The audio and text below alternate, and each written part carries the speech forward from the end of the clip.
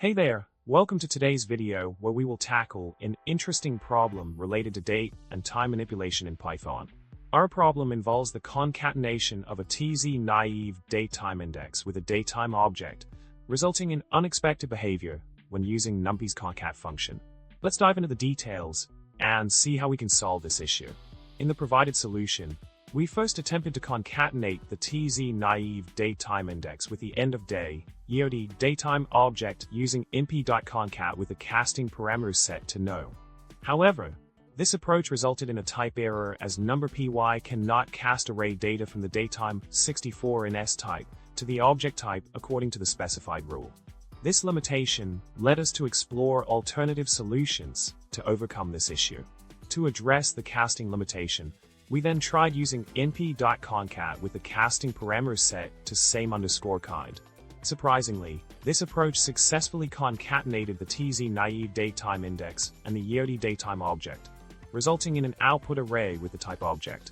This method allowed us to combine the datetime values without encountering any casting errors, providing a viable solution to our problem.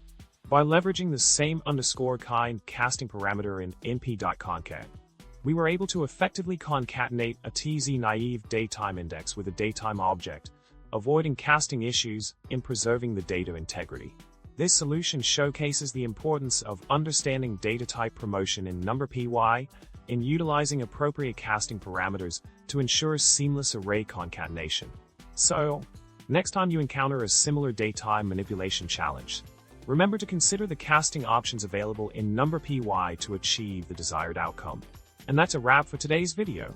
I hope you found this exploration of datetime manipulation and numpy concatenation helpful and informative. If you enjoyed this content, don't forget to subscribe for more programming tips and tricks.